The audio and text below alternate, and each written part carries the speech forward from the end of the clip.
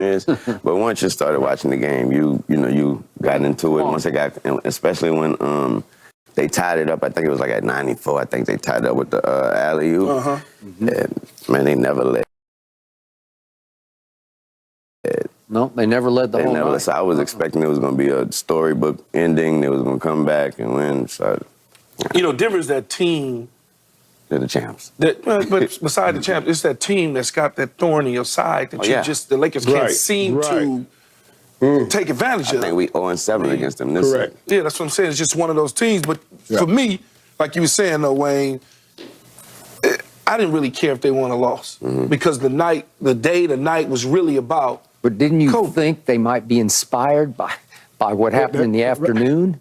Yeah, but sometimes we want everybody to be inspired about those situations, but sometimes it drains you too. You drain from an emotional standpoint. It's so much emotion that's built up in special moments. Yeah. I mean, you think about when they inducted Jimmy into the Ring of Honor. I mean, that emotion, they barely got out of there. They escaped barely, right? They barely escaped. It got stolen is what happened. Yeah. So that emotion, man. Yeah. So, as long as they make the playoffs, I'm okay. They better make the playoffs, though. Michael. Yeah, let me tell you right quick what I saw and what I thought, because this is the disappointing part. I thought it was interesting that they put out the statue on the same day the trade deadline comes through. So if you don't get anybody, at least we gave you the statue. Yeah. That was a great thing. Now, also what was interesting.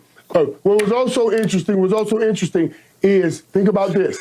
You got swept by this team last year. You guys got swept by this team last year, right? And now you're saying, okay, we're going to finish this year as is. Are we any closer? Can you show anything that will say maybe somehow we can sneak by and win? And then you lost the game, so that was a no, and you lose it for the 7th time in a row. So this was a double clutcher yesterday. A double clutcher. Nothing at the trade deadline. And yes, that team beat you for the 7th straight time. Man, we can't, Michael, we can't, with unveiling Kobe's statue, what we getting ready to do, ship off a bunch of people? No. No, we're not going to do that. I understand. Right. But you're right. You got to remember the date. You got to remember Jerry all Jones-ish. that. You got to remember Jerry the date. Jones-ish. You got to remember it was Jerry Jones-ish. 2/8/24. 2/8/24, Michael, had nothing to do with the trade deadline. 2/8/24. You got to remember that. Yeah, you got to remember that, huh? Okay. Go back to sleep. All right, this is what I'm going to remember about last night. It just tore me up because it was a carbon copy of all 4 Western Conference Finals games. Here you went again. Damn. All 4 of those games, you're right there in the fourth at some quarter. point in those games, though. Okay, but you're tied. You caught them. You came from 15 down. You came from 10 down in the fourth quarter alone. And twice, you got the alley-oop dunk, and then Austin Reeves, who's if you let him have the shot, Austin Reeves hit a big 3, tied it at 104. And I don't know what it is about LeBron against these guys, but they have his number. I don't know why, but somebody, the defense has his number because he just disappeared down the stretch, and he missed 3 straight big shots, and he had a turnover at 4:34. I don't know if we have enough time to show this. Nick, okay, real quickie. The first one is he just turns the ball over at 4:34 off one of their misses. He gets the rebound and just dribbles it off his knee, and it's just so not LeBron. This is the rebound to LeBron, and he just dribbles it off his knee right back to them. I was like, what are you doing? Get a handle on it, man. Come on, Skip with it. Like Brown. He missed the layup, so he missed the layup. He didn't even have control of the ball. Okay, well, it's LeBron freaking James. And then he misses another layup. Michael Jordan ain't never fumbled the ball either. Here we go. And then that was a little desperate to me. Like, you didn't have to do that. And then finally, that's the same shot. Probably didn't have awareness of the clock at that moment in time, Skip. Then they swing it back to Austin Reeves, and he says, well, let me do this because he can do that. Okay, that tied it, and then LeBron gets one more crack at it, and he goes up and, well, where are you? LeBron, where are you? Here we go. And this is to cut it to 1, and he missed that's for him, that's a bunny shot to me.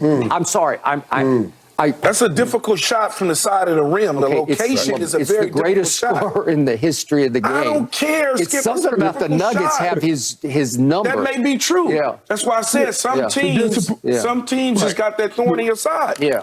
Maybe that's, Can I just say, the disappointing part was, and I would just say, when we talked about this Western Championship game last year, it was talking about LeBron wasn't healthy. LeBron was healthy right then. On the drive in the championship game, we said, oh, he didn't make that layup because he wasn't healthy. He was healthy. So that's the disappointing Another great point. I'm just saying for the Lakers. I counter that with hearing that I heard Brian say that they focusing on getting healthy. Yeah. They were not worrying about the championship. They're not worrying even about playoffs. They're worrying about, he said, let's focus on getting healthy first. So I don't know. That's what he said. They need to get healthy. So well, I don't know how healthy That's he a was. fact. All right, up next, we're going to talk about Micah Parsons at the honors night last night because he wore what shoes with his tux? Huh? For Super Bowl prediction, please. 49ers or Chiefs, and I don't know where you're going with this one. I got the 49ers.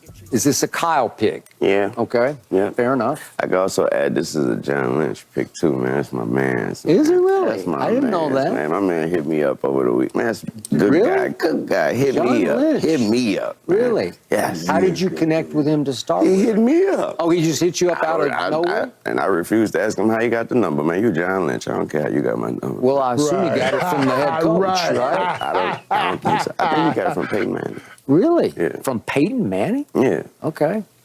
You go back and forth with Peyton You occasionally? know how we do, man. Peyton from New Orleans, man. That's true. You got me again. Wait.